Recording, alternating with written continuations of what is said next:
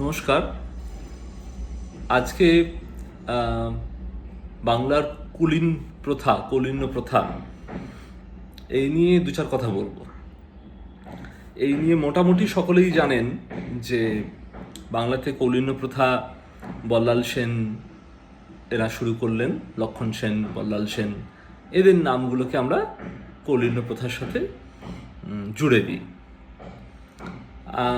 কেউ যারা একটু আরও এই বিষয়ে খোঁজখবর রাখেন তারা জানেন যে আদিসুরের সময়ে কর্ণকুব্জ থেকে ব্রাহ্মণ নিয়ে আসা হয় এবং বঙ্গদেশে, বাংলা অঞ্চলে রাঢ় বা বরেন্দ্রভূমি বা বঙ্গ, যেটাকে আমরা বলি পূর্ববঙ্গের অঞ্চলটাকে, এই অঞ্চলগুলোকে একত্রিত করে যদি আমরা ভাবি, সেখানে ব্রাহ্মণ ধর্মকে সুপ্রতিষ্ঠিত করার জন্য বল্লাল সেন, লক্ষণ সেন তারা চেষ্টা করেছেন। এরকম একটা কথা আমাদের কাছে চলতি জ্ঞান হিসেবে মজুদ আছে।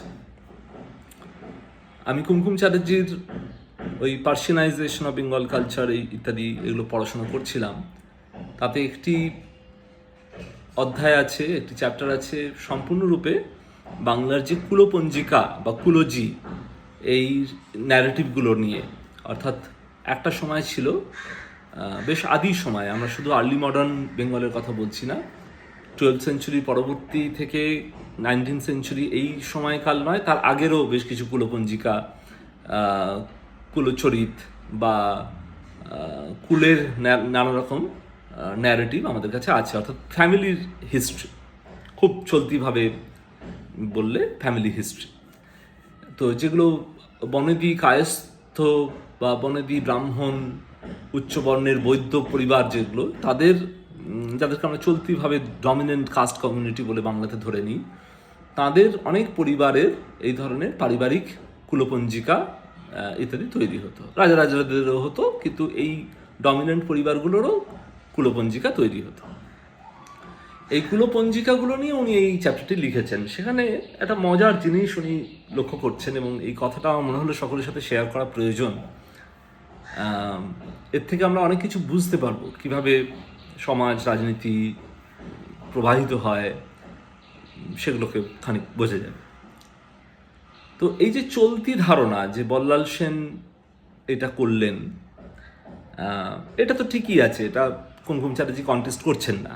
উনি নানা ধরনের ওই জিনিওলজিক্যাল ন্যারেটিভগুলোকে দেখছেন, কুলপঞ্জিকা, কুলগ্রন্থ, কুলজি, এগুলো পড়ে উনি দেখছেন যে হ্যাঁ, সত্যি বল্লাল সেনের সাথেই এই যে ব্রাহ্মণ্যবাদী সমাজ ব্যবস্থা বঙ্গদেশে, বাংলা অঞ্চলে, সেটা বল্লাল সেন তৈরি করেছেন, কোনো ডাউট নেই সেই নিয়ে।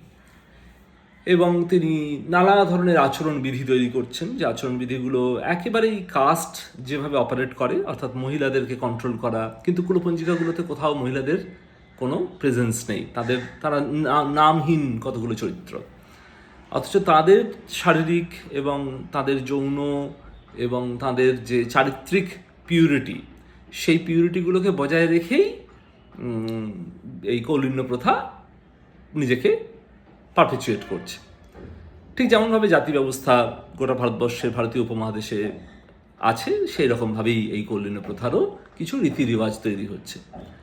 এখানে খুব চট করে এটা দেখে নেওয়া যেতে পারে যে হাইপারগ্যামি অ্যালাউড নয়। অর্থাৎ নিম্নবর্ণের বা নিম্ন জাতি গোষ্ঠীর কেউ, কোনো পুরুষ, সে উচ্চ বর্ণের এই কায়স্থ বৈদ্য বা ব্রাহ্মণ পরিবারে সে কোনো কন্যাকে বিবাহ করতে পারবে না বা তার সাথে যৌন সম্পর্ক করে পরবর্তী জেনারেশন তৈরি করতে পারবে না। অর্থাৎ হাইপারগ্যামি অ্যালাউড নয়। নিচ থেকে ওপরের দিকে যে হাইপারগ্যামির যে সামাজিক ল্যাডারে যদি ওই যৌনভাবে যদি ওঠার কথা আমরা ভাবি, সেটা অ্যালাউড নয়। হাইপোগ্যামি কিন্তু অ্যালাউড। অর্থাৎ বল্লাল সেন যে ঘটকদেরকে অ্যাপয়েন্ট করছে, ঘটক শব্দটা সম্পর্কেও কিছু কথা জানলাম, যে ঘটক মানে আমরা সাধারণত জানি যারা ঘটকালি করেন, অর্থাৎ বিবাহ সম্বন্ধ জোগাড় করে আনেন। যখন ম্যাট্রিমোনিয়াল সাইট ছিল না, তখন ঘটকরাই করতো। আমি যখন ছোট ছিলাম, যখন ম্যাট্রিমোনিয়াল সাইট বা ইন্টারনেটের এত দাপট শুরু হয়নি, ইনফ্যাক্ট ছিলই না ইন্টারনেট সেই অর্থে, তখন ঘটকরাই বিবাহের সম্বন্ধ নিয়ে আসতো। এখন তো ম্যাট্রিমোনিয়াল সাইটে হয়ে যায় বাংলা, বেঙ্গলি কায়স্থ ম্যাট্রিমনি.com, বেঙ্গলি ব্রাহ্মণ ম্যাট্রিমনি.com, জাত ধরে ধরে আমরা মডার্নাইজ করে ফেলেছি। সেটা তখন তো ছিল না। তো আমরা ঘটক বলতে এটা বুঝতাম, কিন্তু এই ঘটকের চলতি মানেটার বাইরেও আর একটি মানে আছে। ঘটক হচ্ছে তারা যারা বল্লাল সেন বা বল্লাল সেনের মতো, লক্ষণ সেন, এদের দ্বারা অ্যাপয়েন্টেড কতগুলো কুলাচার্য, অর্থাৎ তারা ডিসাইড করে দেবেন কোন জাতিগোষ্ঠী বা কোন পরিবার, কোন সম্প্রদায় কৌলিন্য প্রথার অন্তর্ভুক্ত হবেন, কারা হবেন না, কাদেরকে কুলীন বলে ডেজিগনেট করা হবে, কাদেরকে কুলীন বলে ডেজিগনেট করা হবে না। এই বিচারগুলো করার জন্য যে কুলাচার্যদের অ্যাপয়েন্ট করা হলো, রাজা করলেন, তাদেরকে আমরা চলতিভাবে ঘটক বলে ধরে নিচ্ছি। এই জিনিওলজিক্যাল ট্রেডিশনটাকে যদি আমরা দেখি, এই যে ডিসেন্ট বেসড ন্যারেটিভ, কুলপঞ্জিকা, কুলগ্রন্থ, কুলজি, এগুলোকে যদি আমরা পড়ি, তাহলে এটি আমরা পাচ্ছি। এখন এই সমস্ত অ্যাট্রিবিউটগুলো বেশ মানে বোঝা যাচ্ছে যে সেগুলো এক ধরনের কাস্ট যেভাবে এমনিতে, অর্থাৎ জাতি ব্যবস্থা যেভাবে গোটা ভারতবর্ষ জুড়ে আছে, বাংলা তো সেরকমভাবেই আছে। এটা ঠিক যে বাংলার কাস্ট ইকুয়েশনগুলো, ডায়নামিক্সগুলো খানিকটা আলাদা। কেন আলাদা এবং কিভাবে আলাদা, কিন্তু সেই আলাদাটা কতটা আলাদা এবং সেটা আদৌ কি র্যাডিক্যালি খুব আলাদা, এই প্রশ্নগুলোকে উত্থাপন করব বলেই এই আজকের ছোট্ট ভিডিওটা। তো এবং বল্লাল সেন কৌলিন্য প্রথার আলোচনা করলে এটা ভালো বোঝা যাবে, তাই জন্য এটা করা। তো কৌলিন্য প্রথা নিয়ে যখন বল্লাল সেন খুবই চিন্তিত, সেই সময় উনি 9টা গুণের কথাও, কুলাচার্যদের দ্বারা তৈরি করা 9টা গুণের কথাও বলছেন। অর্থাৎ কোথাও যেন এই যে সোশ্যাল ডিস্টিংশন, যে আমরা উন্নত, আমরা সুপিরিয়র, এটা তৈরি করার জন্যে ব্রাহ্মণ কায়স্থ বৈদ্য পরিবারগুলোর জন্যে সেইটা 9টা গুণের কথা উনি বলছেন। এই 9 গুণের যারা অধিকারী, তার মধ্যে তারা তীর্থ করতে যান, তারা ঈশ্বর বিশ্বাসী, তারা সচ্চরিত্র, তারা চৌর্যবৃত্তি করেন না, তারা স্কলারলি, তারা লেখাপড়া করতে ভালোবাসেন বা পড়াশোনা করতে চান নিয়মিত, এই ধরনের কতগুলো অ্যাট্রিবিউট, কতগুলো গুণাবলী, সেগুলোকে একত্রিত করে কুলীনকে, সেটা কুলাচার্য বা ঘটকরা নির্দিষ্ট করবেন। সুতরাং এখানে গুণ ভিত্তিতে এক ধরনের জাতি বিচারের গল্প আসছে। কিন্তু এটাও ঠিক যে কাস্টের যে গুণ ভিত্তিক নয় যে পার্টটা, যেটা খুব মেরিটোক্রেটিক নয় যে পার্টগুলো, সেই অ্যাট্রিবিউটগুলো, সেগুলো কিন্তু ভয়ঙ্করভাবে এই সময়ে রয়েছে। তো এগুলো গেল সাধারণভাবে কতগুলো ট্রেন্ড। এবং এই সময়ে বল্লাল সেনের আমলে বাংলাতে যারা বৌদ্ধ ছিলেন বা তান্ত্রিক ছিলেন, তাদের উপর নানা আক্রমণ করা হয়। They were persecuted. Buddhists and Tantrics were persecuted regularly by Ballal Sen's regime. এবং এইখান থেকে আমরা একটা ন্যারেটিভে টুইস্ট পাচ্ছি। টুইস্টটা এরকম যে বল্লাল সেন কিন্তু সম্পূর্ণরূপে অ্যান্টি বুদ্ধিস্ট বা অ্যান্টি তান্ত্রিক ছিলেন না। এরকম বেশ কিছু ন্যারেটিভ আমরা পাই যেখানে দেখা যাচ্ছে বল্লাল সেন নিজে তন্ত্র সাধনা করছেন, বা বল্লাল সেন নিজে বৌদ্ধ তন্ত্রের যারা উপাসক তাদের সাথে হবনব করছেন, তাদের সাথে মেলামেশা করছেন। এমনকি এই কথাও আমরা জানতে পারি যে বল্লাল সেন, যাকে আমরা কৌলিন্য প্রথার ধারক বলে, প্রতিষ্ঠাতা বলে চিহ্নিত করে ফেলেছি চলতি মত অনুযায়ী, সেই বল্লাল সেন নিয়মিত নিজে তান্ত্রিক প্র্যাকটিসেসের সাথে যুক্ত ছিলেন, গুপ্ত বিদ্যের সাথে যুক্ত ছিলেন। এবং তিনি, এরকমও কথিত আছে, আনন্দ ভট্টের বল্লাল চরিতম যদি আমরা পড়ি, সেখানে আমরা দেখতে পাচ্ছি, আমি বল্লাল চরিতমের আইডিওলজিক্যাল পার্সপেক্টিভ নিয়ে এক্ষুনি কিছু কথা বলবো। সেই বল্লাল চরিতমে দেখা যাচ্ছে যে বল্লাল সেন নিজে একজন ডোম সম্প্রদায়ের মহিলা অথবা চর্মকার সম্প্রদায়ের, চামার সম্প্রদায়ের মহিলার সাথে যৌন সম্পর্কে লিপ্ত হচ্ছেন।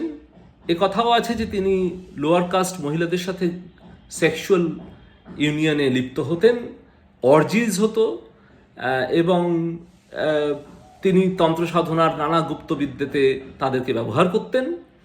এবং এ কথাও আমরা শুনছি যে তিনি নাকি ওই ডোম বা চর্মকার, আমরা খুব শিওরলি বলতে পারি না, কিন্তু এটুকু জানি যে from a so called lower social strata তিনি আসছেন, সেই মহিলার সাথে তিনি বোধহয় বিবাহ করেছিলেন। এখন বল্লাল সেন যখন কৌলিন্য প্রথা চালু করলেন, তখন 2-3টে গ্রুপ থেকে প্রতিবাদ এসেছে। একটি গ্রুপ হচ্ছে বাংলার যারা আদি ব্রাহ্মণ এবং কায়স্থ কমিউনিটি, তারাও অনেকে এটার পছন্দ করতেন না। তার কারণ হলো তাদের ওপরে কুলীন ব্রাহ্মণ, কুলীন কায়স্থদের একটা প্রতিপত্তি বল্লাল সেন তৈরি করার চেষ্টা করেছেন। একটা তো ঘোষিত শত্রু হচ্ছে বল্লাল সেনের কৌলীন্য প্রথার বৌদ্ধ এবং তান্ত্রিক, তাদেরকে তো পারসিকিউট করছেনই, কিন্তু একই সাথে আবার নিজে কিছু কিছু প্র্যাকটিস করছেন। এবং বলা হচ্ছে যে ব্রাহ্মণ, ওই কুলীন ব্রাহ্মণ কুলীন কায়স্থদের চাপে পড়ে, উচ্চ বৈদ্য সম্প্রদায়গুলোর চাপে পড়ে, মূলত কুলীন ব্রাহ্মণদের চাপে পড়ে বল্লাল সেন পারসিকিউট করেছিলেন বুদ্ধিস্টদেরকে, কিন্তু আসলে তিনি গুপ্তভাবে নিজেই এই বিদ্যেগুলোর সাথে জড়িত ছিলেন। এটা একটা গল্প। যেটা খুবই আগ্রহের আমার কাছে সেটি হলো যে বল্লাল সেন নিজে কিন্তু কাদেরকে শত্রু বলে চিহ্নিত করছেন, বা বল্লাল সেনের এই কৌলীন্য প্রথার কারা প্রচলিত অর্থে শত্রু, বুদ্ধতান্ত্রিক, এ তো বোঝা গেল, এবং তাদের সাথে আইডিওলজিক্যাল অনেক কনফ্লিক্ট আছে, সেটা আমরা অন্যত্র বিস্তারিত আলোচনা করতে পারি, আম্বেদকরের লেখার মাধ্যমে করতে পারি, সুরেন্দ্রনাথ, আমরা